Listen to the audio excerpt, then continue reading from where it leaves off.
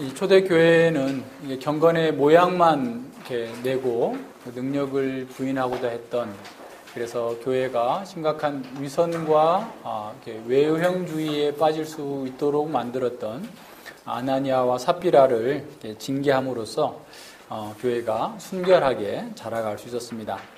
어느 시대에나 교회에서도 이렇게 영광을 구하는 사람들이 있어요. 그러니까 우리가 국회의원들을 보통 선량이라고 하잖아요.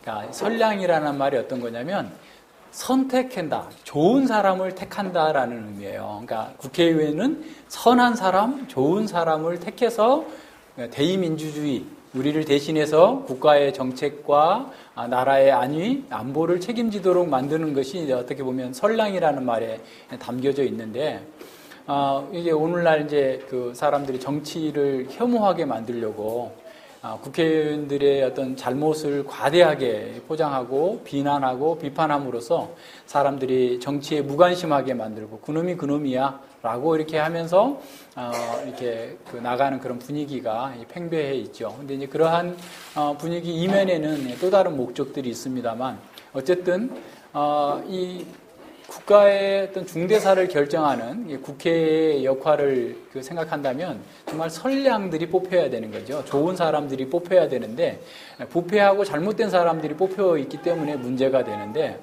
이제 교회에서도 마찬가지입니다. 교회에 들어온 사람이야말로 선량들이어야 되죠.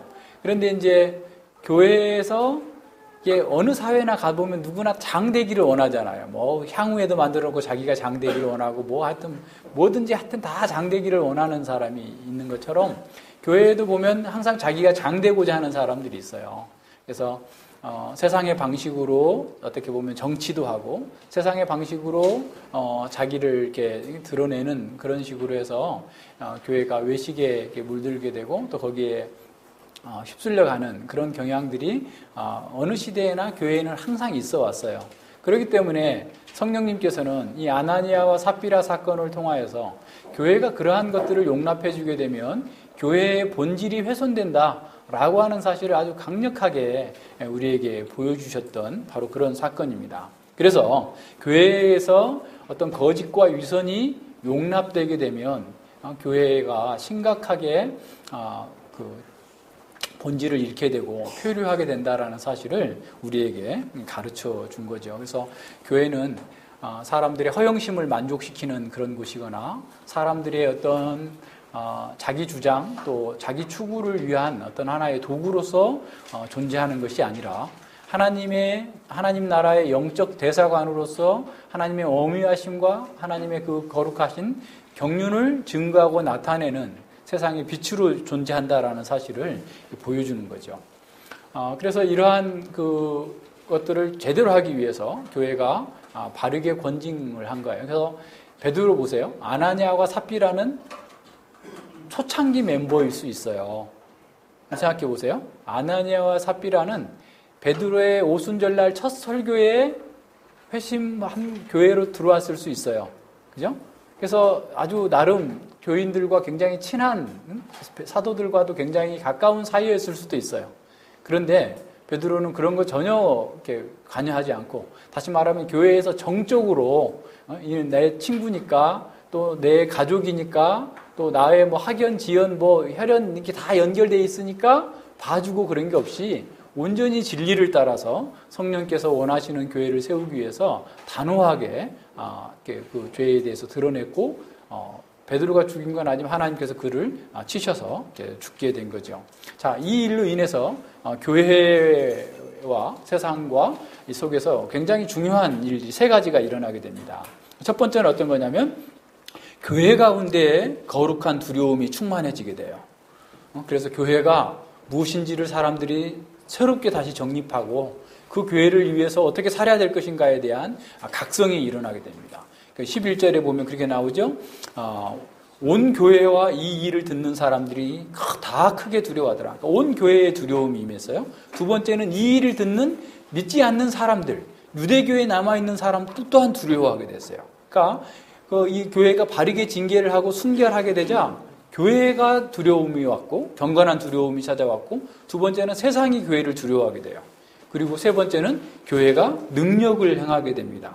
하나님의 복음을 담대하게 증거함으로써 많은 사람들이 교회에 들어오게 되는 놀라운 부흥의 역사가 이 순결한 교회를 통해서 이루어지고 있음을 보여주고 있습니다.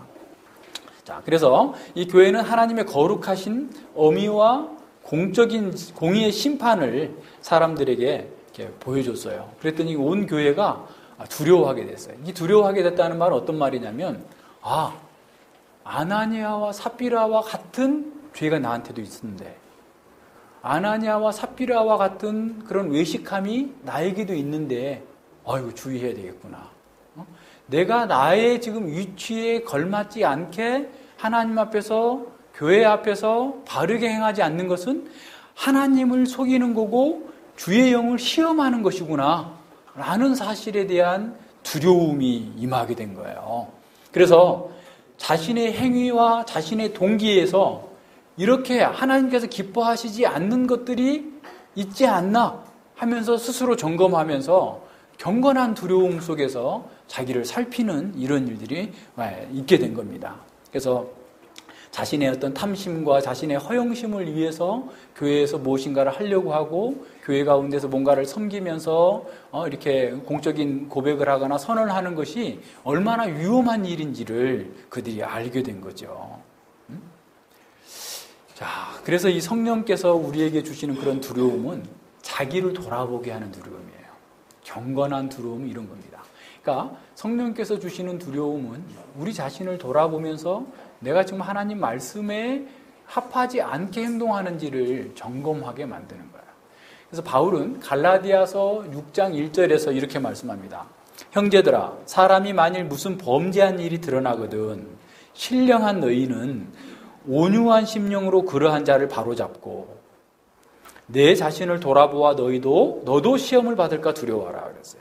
자, 어떤 사람이, 그러니까 지난 시간에 우리가 같이 말씀을 들었던 것처럼 교회 가운데는 이 잘못이 드러나지 않을 수가 없어요. 그죠?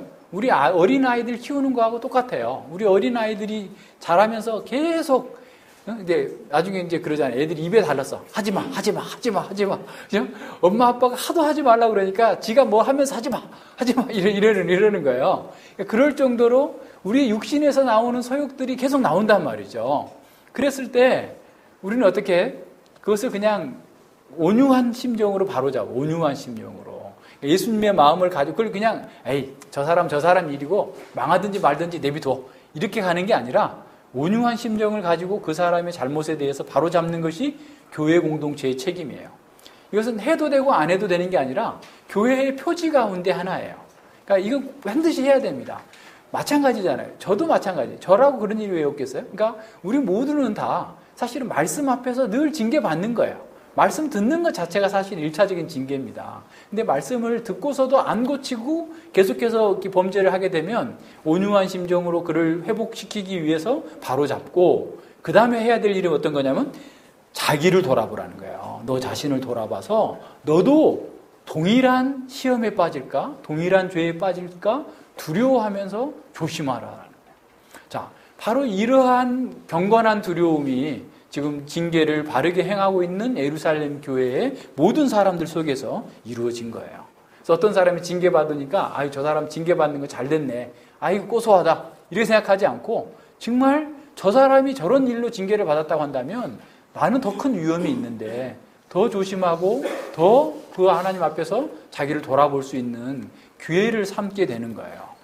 그래서 교회에서는 이 아나니아와 삽비라 사건을 계기를 통해서 정말 자기를 잘 돌아보면서 교회의 본분이 무엇인가? 그래서 교회 안에서 자신의 탐심과 자신의 허영심, 다른 사람으로부터 존경받으려고 하는 이러한 어떤 것들이 얼마나 사실은 하나님께서 싫어하시고 미워하시는 것인지를 알게 됨으로써 경건한 두려움 속에서 자신의 모든 행동과 동기를 점검해 볼 수 있게 된 거예요. 그래서 내가 지금 하나님의 영광을 위해서 하는 건가? 교회의 유익을 위해서 하는 건가? 형제를 사랑하기 때문에 하는 건가? 아니면 나를 사랑하고 나를 높이고 자기 영광을 추구하고자 하는 것인지를 돌아보면서 굉장한 경건함 속에서 자기를 돌아보게 된 겁니다. 자, 교회가 바로 이렇게 바른 권징이 시행이 돼야만 교회가 깨끗해져요. 그리고 교회가 두려움 가운데서 하나님을 경외하는 사람답게 모든 일들을 행할 수 있게 되는 거예요. 지금 이 누가를 통해서 성령님께서 이 사건을 기록해 주신 것은 바로 우리에게 지금 그걸 보라는 거예요. 그래서 교회가 늘 우리는 앞으로도 있을 거예요. 앞으로도 누군가가 있을 거예요. 모든 사람에게 다 이런 하나님의 징계가 드러나든 안 드러나든 다 있어요. 그죠? 그랬을 때 우리는 그때 이와 같은 두려워하는, 경외하는 속에서 자기를 잘 지키고 하나님의 말씀을 따라서 교회의 거룩성을, 순결함을 지켜내는 쪽으로 나아가야 된다라는 것을 가르쳐 주고 있습니다. 모든 면에서 그래요. 그래서 이제 교회에서는 어떤 인정이나 또는 어떤 사람의 인본주의적인 어떤 생각으로 그렇게 하면 안 돼요. 어떤 사람들은 인정으로 해, 인정으로. 어떤 목사가 징계를 받아야 되는데 자기랑 오랫동안 친구니까 징계를 빼가지고 사실은 목사 면직시켜야 될 정도로 심각한 죄를 지었는데도 선교사로 파송해. 그럼 선교지가 하면 더 난리칠 거 아니에요. 지가 왕처럼 또 하면서. 왜냐하면 한국 사회는 이 교회의 직분을 갖다가 자꾸 사적으로 생각해. 그러니까 공적인 의미에 대해서 잘 생각을 안 하는 거예요. 그러니까 우리 국가의 부패가 만연한 것도 다 그런 거잖아요. 정관 예우가 많은 것도 다 그런 거 아니에요? 서로 그냥 학연, 혈연, 지연 이런 걸 따져가지고 그냥 이렇게 봐주는 거예요. 공적인 원리가 제대로 작동되지 못하게 만드는 거예요. 교회는 그렇게 해서는 안 된다는 거예요. 이걸 우리에게 가르칩니다. 자, 두 번째로 보세요. 자, 이렇게 교회가 징계를 당하고 또 순결해지고 성도들이 거룩한 두려움 가운데에서 하나님을 경외하게 되자 세상이 교회를 두려워하게 됩니다. 한번 생각해 보세요. 지금 유대 사회에서 교회는 이제 막 시작한 어떻게 보면 새싹과 같은 연약한 상태예요. 아주 지극히 작은 무리예요. 물론 뭐 5천 명이 지금 믿고 있는 사람이 있고 계속해서 복음이 증거되어지고 있지만 그들은 예배당도 하나 없어요. 그래서 늘 여기서도 보이지만 어디에 봐요? 솔로몬의 행각에 뭐예요? 12절에 보면 솔로몬의 행각은 성전 동편에 있는 행각이에요. 그러니까 행각이라는 게 어떤 거냐면 주랑 기둥, 돌기둥이 쭉 있어가지고 쭉쭉 또 해가지고 이렇게 터져 있는 그런 공간이기 때문에 교회가 그렇게 많은 사람이 모일 장소가 없으니까 그 교회 성전에 모인 거예요. 그래서 예수님도 그 솔로몬 행각에서 가르치셨고 교회도 늘 거기서 모인 거예요. 그러니까 전체 유대 사회에 비할 때, 예루살렘의 인구에 비할 때 지금 이 사람들은 극히 소수예요. 적은 사람들입니다. 그런데 교회 가운데에서 이와 같은 징계로 인하여서 순결하고 거룩한 두려움이 생겨나자 세상이 교회를 두려워하게 되는 거예요. 크게 두려워했다라고 하는 겁니다. 그래서 이제 어떻게 됐을까요? 교회에 가서는 유대교에서처럼 유대교 회당이나 이런 데서는 뭐 돈 많이 기부한 사람이 우대받고 뭐 그 동기는 어디서 돈을 어떻게 벌었든지 뭐 그건 상관하지 않고 그냥 막 돈 내는 사람, 세상에 어떤 뭐랄까 힘을 자랑하는 사람들이 우대받고 그랬었는데 교회에선 그럴 수 없구나. 세상 사람들이 교회를 두렵게 본 거예요. 자, 교회는 자기 추구나 자기 허영심이나 자기 만족을 위해 가가지고 아무나 가서 이렇게 앉아있기만 하면 뭔가 좀 이렇게 세상의 말대로 힘을 좀 발휘하면 어떤 자리를 차지할 수 있는 그런 곳이 아니구나라는 사실을 알게 된 겁니다. 그래서 인간적인 것과는 전혀 다른 방식으로 교회가 운영되고 있다라는 사실들을 사람들이 알게 되면서 교회를 두려워하게 된 거예요. 교회는 하나님의 임재가 있구나. 자기들은 성전에 있다고 생각했지만 성령을 속이고 하나님을 속이고 주의 영을 시험하는 자들은 교회에 있을 수 없다면 그 교회에는 하나님의 임재가 계시는 거구나. 성령님께서 함께 하시는 거구나. 그래서 그 교회를 함부로 말하고 평가하고 해서는 안 되겠구나 라고 하는 그런 분위기가 예루살렘에 완전히 번져나가는 그런 계기가 된 겁니다. 그래서 사람들이 오늘날 교회에는 이런 게 너무 없어요. 그래서 사람들은 그냥 교회에 오면 누구나 다 오라. 잘 생각해 봐야 돼요. 또 우리가 전도한다고 그럴 때 뭐 부침개, 전도 뭐 막 나눠주면서 전도 뭐 어떤 데는 쿠폰까지 나눠줘가지고 뭐 총동원 전도주일에 뭐 냉장고도 주고 뭐도 주고 막 이렇게 사람들을 불러 모으는데 자, 보세요.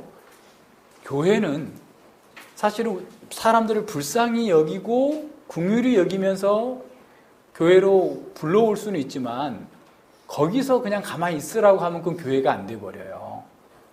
교회는 인생의 무거운 짐을 진 자들이 예수님께 와서 예수님의 십자가 앞에 자기 죄를 고백하고 자기의 죄의 짐을 내려놓고 예수님의 멍에를 메고 살도록 만드는 것이에요.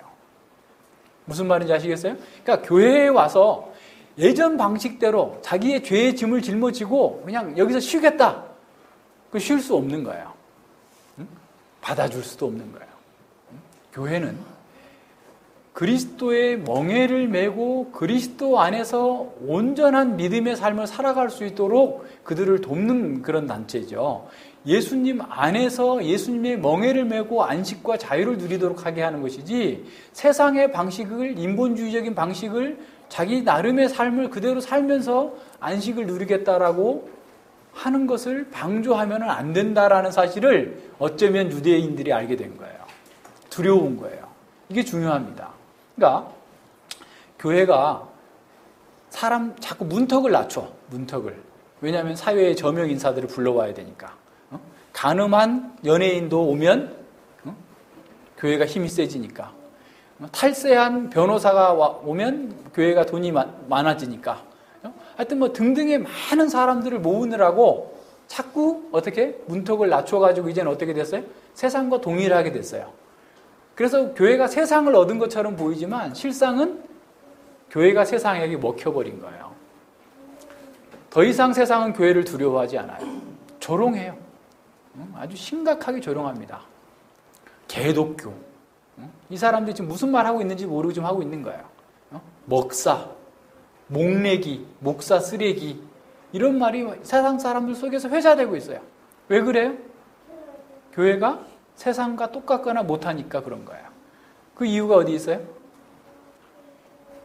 교회가 순결하지 않기 때문에, 잘못한 자들에 대해서 징계하지 않기 때문에, 권고하지 않기 때문에 세상과 다를 바 없는 집단이 되니까 사람들이 볼 때 저 교회 다니는 사람 제정신이야? 이렇게 생각하는 거예요.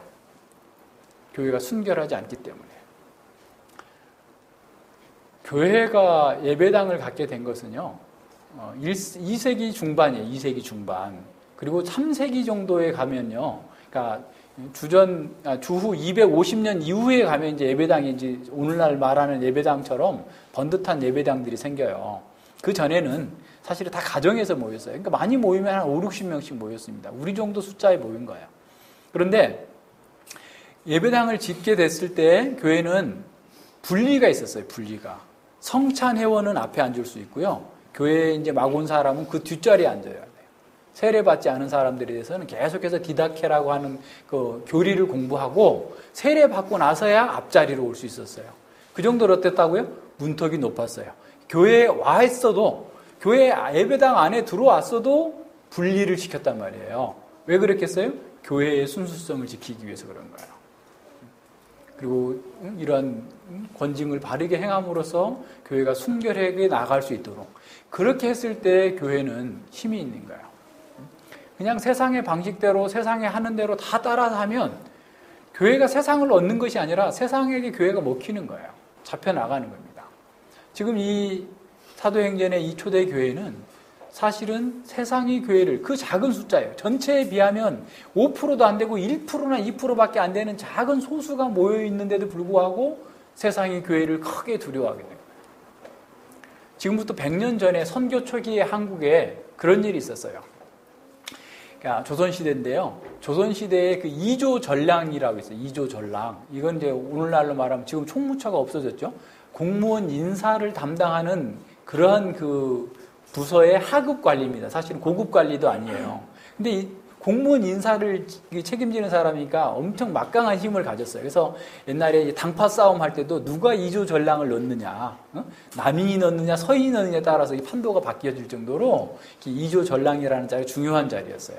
근데 이 구한말에 이조 전랑에게 한양의 어떤 돈 많은 사람이 돈을 주고 군수 자리를 하나 샀어요. 돈 주고 이제 산 거야.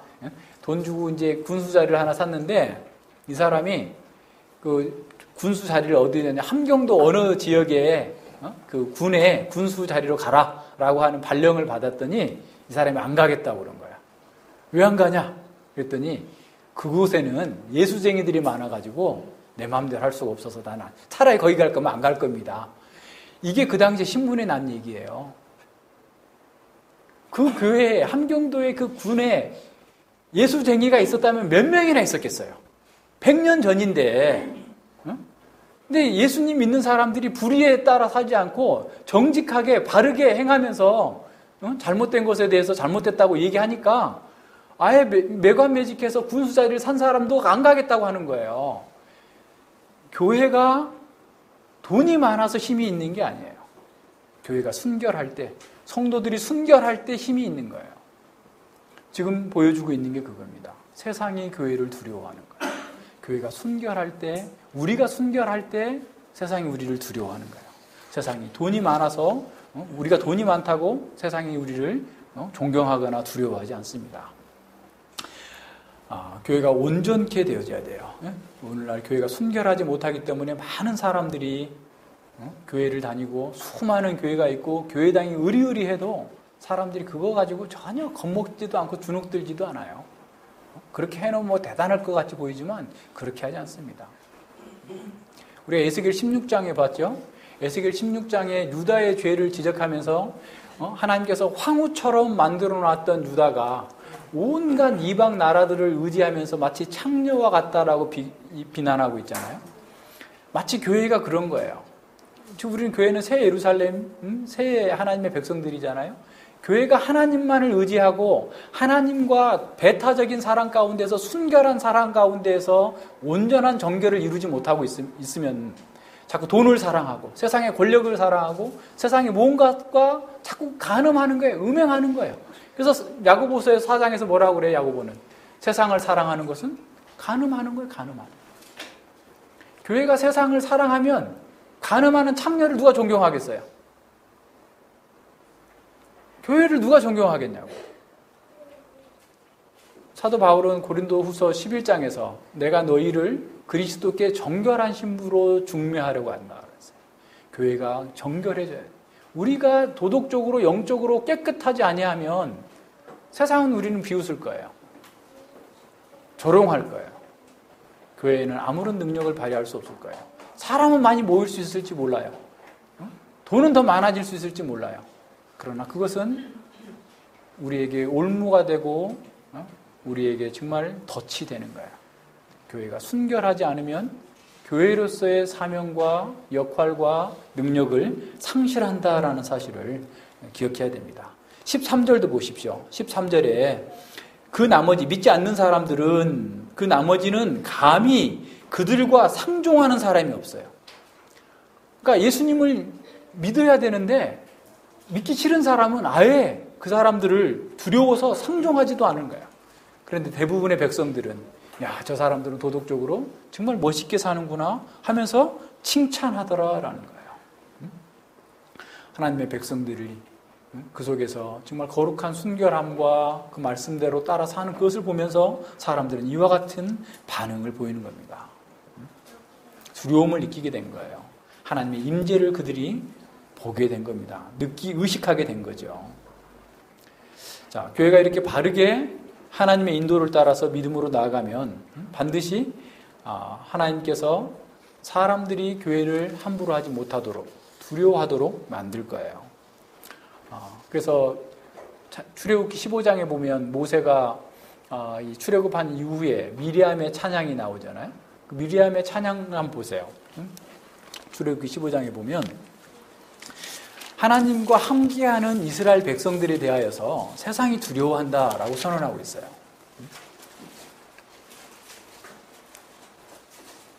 자, 15절부터 볼까요?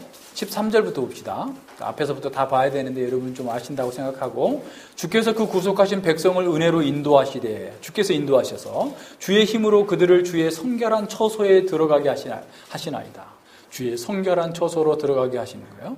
자, 열방이 듣고 떨며 자, 교회가 주의 성결한 처소에 들어가게 되자 열방이 듣고 떤다 말이에요. 블레셋 거면이 두려움에 사로잡히며 예돔 방백이 놀라고 모압의 영웅이 떨림에 잡히며 가나안의 거민이 다 낙담하나이다. 놀람과 두려움이 그들에게 미치며 주의 팔이 큼을 인하여 그들이 돌같이 고요하였사오니 여호와여 주의 백성이 통과하기까지 곧 주의 사신 백성이 통과하기까지 하였나이다. 주께서 백성을 인도하사 그들을 주의 기업의 산으로 심으시나이다. 여호와여 이는 주의 초소를 삼으시려고 예비하신 것이라. 주여 이것이 주의 손으로 세우신 성소로소이다. 여호와의 다스림이 영원 무궁하시도다 그랬어요. 여호와께서 함께 하시면 열방이 두려워 떠는 거예요. 우리 교회에 여호와께서 함께 하시면 사람들이 두려워할 거예요. 우리가 여호와의 인도하심을 받고 성령 안에서 말씀을 구현하면서 살면 사람들이 우리를 두려워하게 될 거예요. 우리가 그렇게 하지 않기 때문에 어떤 면에서 우리 스스로도 괴롭고 다른 사람들이 우리를 제대로 평가하지 못하고 있는 거예요. 세 번째 봅시다. 교회가 순결하게 되자 12절과 16절에 나타나는 거룩한 두려움과 동시에 큰 권능이 임했어요. 12절과 13절에서는 사도들이 기적을 행한 사건, 그리고 그 기적을 통하여서 복음이 확증되는 사건을 보여주고 있고, 14절은 그것을 부연 설명하고 있고, 15절과 16절에서는 그것이 어떻게 특별하게 구체적으로 드러나고 있는지를 보여주고 있어요. 자, 12절을 봅시다. 12절과 14절을. 자, 사도들의 손으로 민간의 표적과 기사가 많이 되매 믿는 사람이 다 마음을 같이하여 솔로몬의 행각에 모이고. 자, 사도들이 표적과 기사를, 많은 기적들을 행했어요. 그렇게 되자 믿는 사람들이 마음을 같이하여서 솔로몬의 행각에 모였어요. 그러니까 믿는 사람들이 다 자기 뭐 바쁘다 이렇다 저렇다고 돌아다니는 게 아니라 오히려 마음을 같이해서 한 마음이 되어서 솔로몬 행각에 모여서 뭐 했겠어요? 예배하고 말씀 공부한 거예요. 열심히 공부한 겁니다. 그러니까 기적을 행해 주시옵소서 하고 막 돌아다니면서 뭐 이렇게 돌아다니는 게 아니라 말씀을 공부한 거예요. 우리 지난번에 표적에 대해서 다 설명을 했기 때문에 다시 설명하지 않는데요. 이 표적은 하나님 나라의 표적이고 말씀을 확증하는 표적이에요. 그래서 지금도 계속해서 이런 표적을 구하는 것은 아니에요. 그래서 표적을 위한 집회가 아니었어요. 말씀을 드러내기 위한 거였어요. 자, 그 나머지는 감히 그들과 상종하는 사람이 없으나 백성이 칭송하더라. 믿고 주께 나오는 자가 더 많으니 남녀의 큰 무리더라 그랬어요. 자, 이것은 지난 4장 29절 30절에서 핍박을 받고 나왔던 그 사도들과 함께 교회가 기도한 것에 대한 응답입니다. 29절 보세요. 4장 29절. 주여 이제도 저희의 위협함을 하감하옵시고 또 종들로 하여금 담대히 하나님의 말씀을 전하게 하여 주시옵소서. 손을 내밀어 병을 낫게 하옵시고 표적과 기사가 거룩한 종 예수의 이름으로 이루어지게 하옵소서 라고 했던 그 기도의 응답으로 하나님께서 수많은 표적과 기적들이 통하여서 오직 복음만이 또 이 구약 성경을 완전히 성취하신 예수 그리스도의 능력만이 구원할 수 있다는 사실을 이와 같은 표적으로서 보여준 것이죠. 자, 이런 면에서 하나님의 종들이 복음을 증거할 때 많은 표적들을 나타남으로 말미암아서 그들이 증거하고 있는 복음이 오직 유일한 구원의 길임을, 예수 그리스도 이외에는 다른 구원의 길이 없다라는 사실을 사람들이 알게 되고, 그래서 허다한 사람들이 믿음으로 돌아왔다라는 겁니다. 그래서 성령께서 이렇게 큰 기적과 능력을 행하게 하신 것은 오히려 그리스도의 복음을 나타내시기 위한 하나의 방편이었다라는 사실을 기억해야 돼요.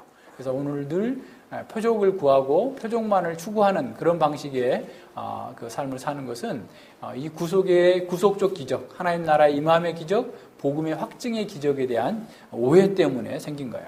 이런 기적이 아니면 누구나 행할 수 있어요. 마귀도 할 수 있어요. 데살로니가 후서 2장 9절 이하에서 12절까지 어떻게 말씀하죠? 악한 자의 임함은 수많은 기적들을 동반해요. 자기 추구적 행복을 위한 기적을 누구도 줄 수 있어요? 사단도 줄 수 있어요. 사단도 수많은 거짓 기적들을 드려요. 그 거짓 기적이라고 해서 그 기적이 거짓이라는 게 아니에요. 기적은 사실이지만 그 기적을 통해서 하나님께로부터 멀어지게 만드는 기적이에요. 그러니까 이걸 잘 생각해야 됩니다. 그래서 이 세상에서 뭐 기적을 봤기 때문에 예수님을 믿는다, 이걸 이렇게 나가는 것은 아주 유치한 생각이에요. 기적들은 하나님의 말씀이 진리이고 하나님의 말씀 통해서 우리가 진정한 하나님의 백성으로서 어떻게 살 것인지를 보여주기 위한 계시적인 사건이었어요. 그래서 성경이 기록 완성되었기 때문에 더 이상 그와 같은 기적이 계속 추구할 이유가 없는 거죠. 계속 그런 걸 추구하는 것은 이미 주어진 하나님의 계시를 믿지 않기 때문에 그래요. 믿지 못하기 때문에 그런 거다는 사실을 잘 기억해야 됩니다. 자, 사도들이 성령의 능력으로 사람들 속에서 많은 기적들을 행했는데 보면 그림자라도 누게 덮일까 해가지고 이렇게 베드로에 막 오는 거예요. 그러니까 이럴 정도로 이 그림자를 덮인다라는 것은 약간 그 당시 문화적 그 배경을 좀 보면 좀 이해가 쉬운데요. 일단은 여기서 사용되어지고 있는 헬라어가 에피스키아조라는 그 단어인데 누가복음에서는 예수님 또는 하나님께서 임재하시는 그 그림자로서 드러나요. 그래서 날개 그늘 아래 덮은다 또는 변화산상에서 이렇게 구름이 그들을 덮었을 때 그와 같은 단어를 쓰는 거거든요. 그러니까 하나님의 임재를 상징하는 것이기도 하지만 당시 유대인들 고대 근동에서는 착한 사람의 그림자를 안에 들어가면 나도 착해진다라는 생각을 하게 된 거예요. 그래서 악한 자에는 또 악해지기 때문에 그 그림자도 밟지 않겠다 이런 표현이 나와요. 그러니까 이 사도 베드로의 그림자에 들어가서 이 사람이 치료받는 게 아니에요. 그 그림자에 들어가면 치료받을 수 있겠다라는 마음이 들 정도로 베드로와 사도들과 교회의 권위가 앙양되어 있다라는 사실을 보여주고 있어요. 무슨 말인지 아시겠어요? 네, 그러니까 이 베드로의 그림자가 덮여서 치료됐을 수도 있지만 이것은 치료됐다고 그 표현하지 않고 있어요. 누가는 아주 분명하게 말하고 있습니다. 덮일까 하여서 바라고 이렇게 갔어요. 근데 그런 사람들을 이렇게 치료한 거죠. 16절에 보면 유다의 근읍에, 그러니까 예루살렘 근읍에 살고 있는 허다한 사람들도 모든 병든 사람과 더러운 귀신에게 괴로움 받는 사람들을 데리고 와서 다 나음을 얻었다. 이 누가는 의사이기 때문에 1차적으로는 육체적인 질병에 든 사람도 치료됐고 그 다음에 영적인 질병, 더러운 귀신 들려있는 사람들도 치료가 됐다라고 하는 사실을 이렇게 보여주고 있습니다. 그래서 이런 면에서 이 교회가 온전하게 하나님의 말씀을 전하는 속에서 온전히 한 마음으로 하나님을 예비하고 하나님의 능력을 통해서 많은 사람들에게 복음이 증거되어지고 사도들을 통해서 기적적인 행사가 이루어졌음을 보여주고 있어요. 그래서 중요한 것은 뭐냐면 교회가 능력을 행하는데 하나가 됐다라는 거예요. 한 마음과 한 뜻이 되었어요. 그러니까 사회적인 모든 편견들이 다 사라져버린 겁니다. 교회 가운데에서는 그 어떠한 사람들이 돈 많고 많이 배웠고 덜 배웠고 이런 것들이 어떤 구분이 다 없어져 버린 거예요. 세상은 그걸 넘을 수가 없어요. 세상 사람들이 다 끼리끼리 모입니다. 그죠? 요즘에도 뭐 임대 아파트를 지었더니 임대 아파트와 분양 아파트 사이에 철조망을 친다. 너무 사람들이 너무 촌스러운 것 같아요. 그렇게 속이 좁아요. 그럼 뭘 기대하겠어요? 사람들에게. 이런 거예요. 근데 교회에서는 그 모든 것들이 다 초월돼야 돼요. 완전한 보편적으로 하나가 돼야 됩니다. 그러니까 인생의 목표가 하나가 돼야 되고 삶의 그 모든 과정과 방식이 그리스도의 말씀 안에서 새로워지는 것으로 하나가 돼야 돼요. 이게 하나가 된 거야. 믿는 사람이 다 마음을 같이해서 하나가 되었는데 남녀의 많은 무리가 그랬다 나와요. 그러니까 이런 모든 면에서도 잘 생각해 봐야 돼요. 모든 차별이 다 해결이 되는 사회적인 어떤 계층이 다 무너져 내리고 그리스도 안에서 그리스도의 몸으로 온전히 생명적 유기적인 연합을 하고 있는 것. 교회의 능력은 여기서 발휘되는 거예요. 세계 선교를 이루어 나갈 때에 예루살렘 교회가 쓰임을 받지 못하고 안디옥 교회가 쓰임을 받았다는 거 한번 생각해 보세요. 안디옥 교회는 보편성을 가지고 있었어요. 흑인도 있었고 라틴 사람도 있었고 헬라인도 있었고 유대인도 있었고 개종한 유대인도 있었어요. 근데 이런 모든 사람들이 다 하나로 연합된 거예요.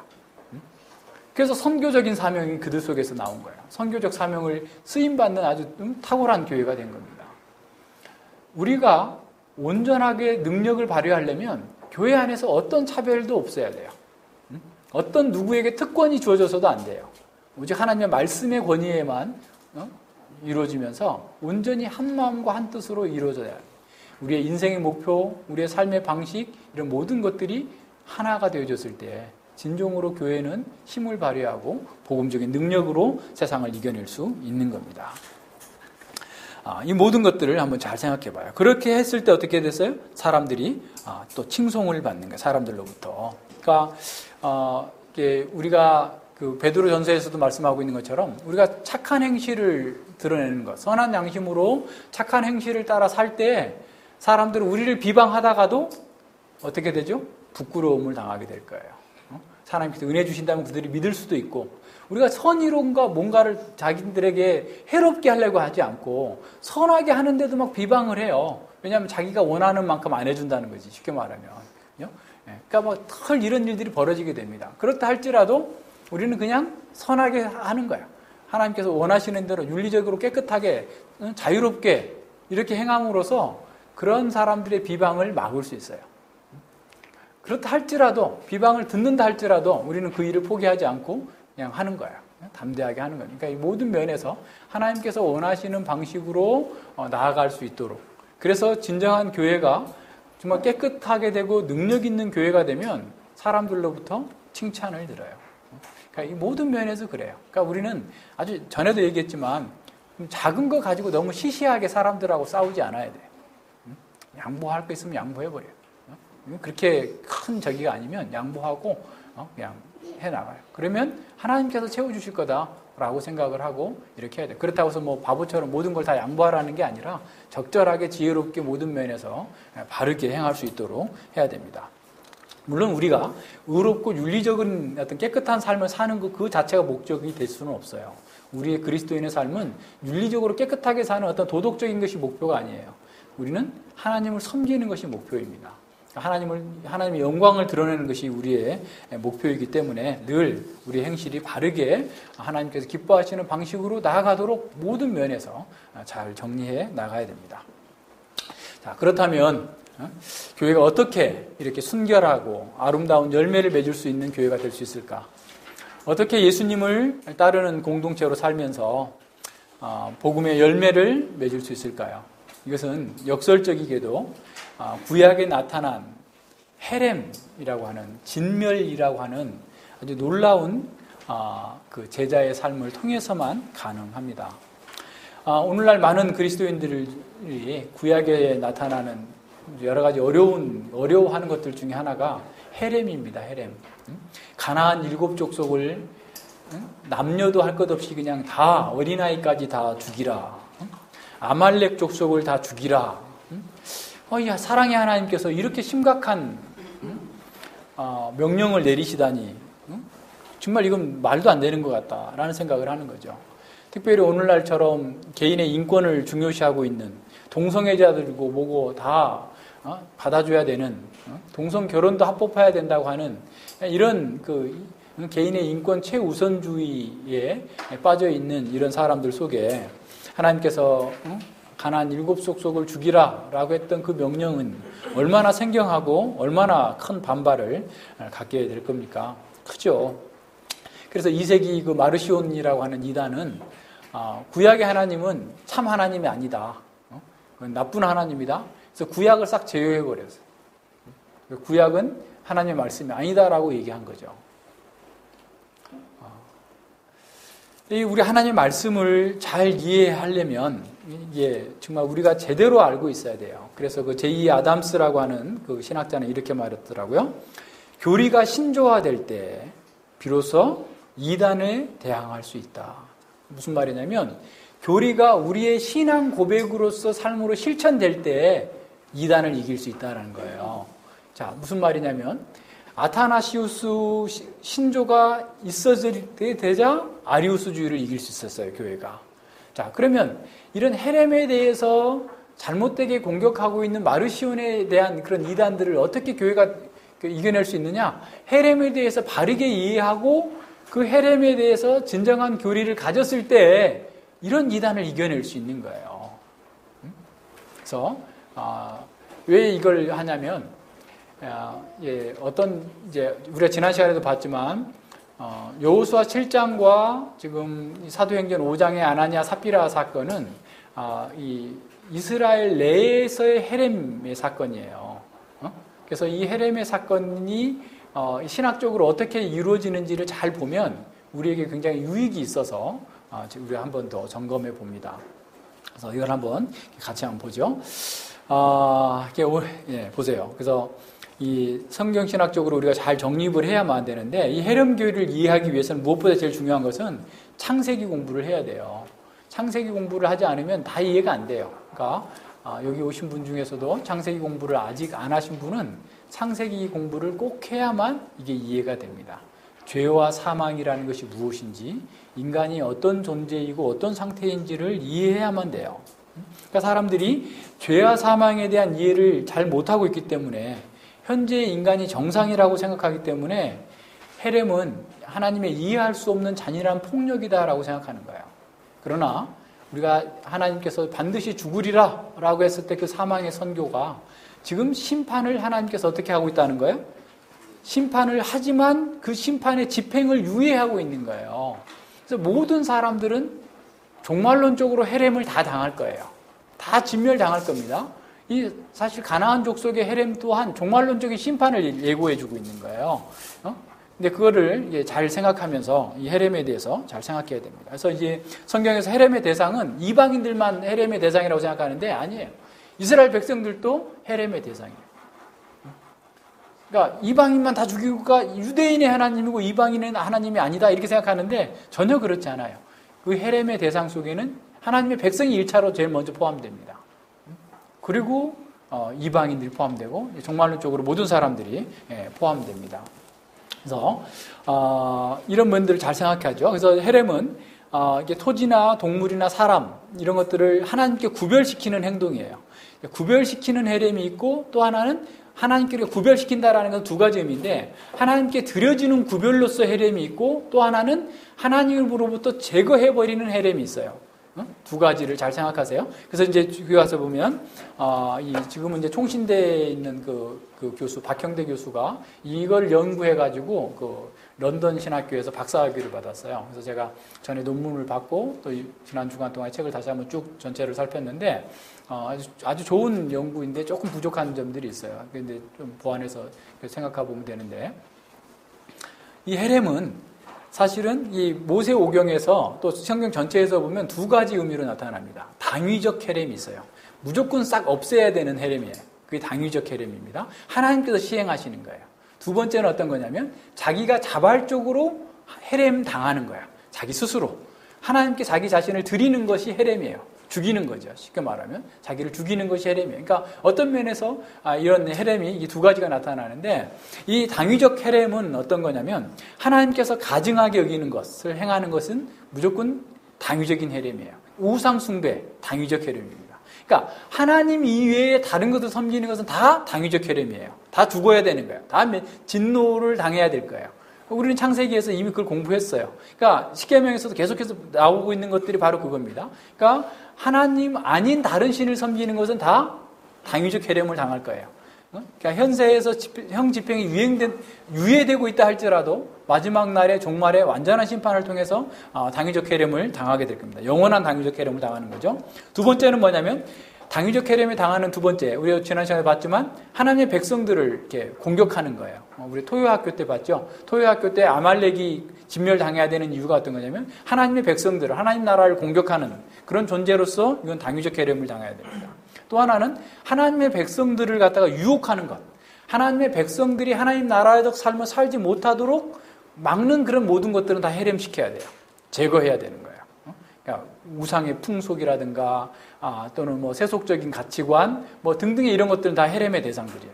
그래서 이게 다 헤렘하라라는 거예요. 두 번째, 자발적인 헤렘이 있습니다. 이 자발적인 헤렘은 뭐냐면 스스로 하나님께 그렇게 헤렘해서 드리겠다는 거야. 스스로 진멸하겠다는 겁니다. 그래서 레위기 27장 28절로 29절에 보면, 오직 여호와께 아주 바친 그 물건은 사람이든지 생축이든지 기업의 밭이든지 팔지도 못하고 속하지도 못하나니 바친 것은 다 여호와께 지극히 거룩함이며 아주 바친 그 사람은 다시는 속하지 못하나니 반드시 죽을 것이니라. 그러니까 이미 하나님께 바쳤는데 그걸 대신해서 이거 잘못됐어요. 바꿀게요. 이걸로 바꿀게요. 저걸로 바꿀게요. 이렇게 할 수 없단 말이에요. 만약에 그러려면 죽이라는 거야. 그러니까 이럴 정도로 이 헤레무의 법이 아주 강력한 법인 거죠.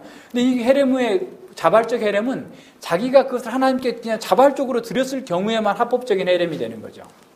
그래서 어떤 물건이나 그 모든 것들 또한 다 헤렘으로 사용될 수 있어요. 그래서 하나님께 드린 후에 자발적인 헤렘은 제사장을 지원하기 위한, 제사장이 삶을 지탱하기 위한 것으로 성전고에 두고 제사장이 사용하고 있어요. 그 민수기 18장에도 나오고 에스겔 44장에서도 나오는데, 그래서 이런 자발적 헤렘으로 드려진 사람은 그것을 어길 경우에 죽임을 당해야 됩니다. 근데 이 자발적 헤렘의 특징은 어떤 거냐면요, 내가 이런 헤렘을 했기 때문에 반사적으로 어떤 이익을 얻지 못해. 무슨 말인지 알겠어요? 그러니까 내가 헤렘을 자발적으로 했다 할지라도 그것 때문에 죄사함을 받는다거나 그것 때문에 어떤 유익을 얻거나 어떤 복을 받거나 뭐 이런 게 없어요. 그냥 무조건 자발적 헤렘으로 드리는 것 자체는 지극히 거룩한 존재가 됐기 때문에, 하나님께 드려져 버린 것이기 때문에 다시 가져올 수 없어요. 이게 아주 중요해요. 자발적 헤렘 아주 가장 지극히. 그래서 이 헌신에 대해서 어떤 대가나 요구할 수 없어요. 이거 잘 생각해 보세요. 우리가 하나님께 지금 헤렘 당한 사람, 자발적으로 헤렘한 사람이에요, 우리가. 그래서 누가복음 17장 10절에서 하나님의 뜻을 다 행한 후에 나는 무익한 종입니다, 할 것을 해야 했을 뿐입니다 라고 하라는 거예요. 내가 그걸 했으니까 하나님께서 나에게 뭘 주십시오 라고 해서는 안 되는 것이 사실은 헤렘적인 의미가 거기에 담겨져 있어요. 그런데요, 이 당위적 헤렘에서는 사실은 이 구원 얻을 수 있는 길이 나타나 있어요. 예를 들어서 기생 라합이 여리고성을 멸망당하기 직전에 구원을 받잖아요. 믿음을 고백함으로써 그 구원을 받았어요. 당위적 헤렘에서 살 길이 있었다는 거죠. 그리고 이제 뒤에 가서 보면 열왕기 하 21장에 보면 아합이 베나삿을 죽이라고 그랬는데 안 죽였어요. 그래가지고 베나삿의 생명 대신에 아합을 진멸하시겠다, 헤렘하시겠다라고 하나님께서 말씀하세요. 그것은 어떤 거였어요? 대속적 헤렘이 가능하다는 거예요. 당위적 헤렘에서는. 무슨 말인지 아시겠죠? 자, 그런 면에서 예수님은 우리의 죄 때문에 당위적 헤렘을 당하신 거예요. 진멸당하신 거예요. 무슨 말인지 아시겠어요? 그러니까 예수님은 우리의 죄의 짐을 짊어지시고 당위적으로 그냥 완전히 멸망당해야만 하는 십자가를 지신 겁니다. 뿐만 아니라 예수님은 스스로 자신을 하나님께 드렸어요. 철저하게 하나님 말씀대로 스스로 헤렘 당하신 거예요. 예수님은 스스로 어떤 자기를 구원해야 될 죄가 있는 게 전혀 없음에도 불구하고 하나님께 온전한 순종을 드린 거예요. 자, 여기에서 제자도가 나옵니다. 우리가 예수님을 따른다라는 것은 어떤 거냐면, 사도들이 초대교회가 예수님을 따른다라는 것은 뭐냐면 자발적으로 예수님과 같은 헤렘적 삶을 살라라는 거예요. 그러니까 아나니아와 삽비라 사건을 헤렘적인 사건으로 바라본다면 어떤 거냐면, 이 사람들은 자발적인 헤렘을 하겠다, 다 드리겠다라고 공적인 선언을 했어요. 그래놓고 빼버렸어. 그렇기 때문에 그들이 죽은 거야.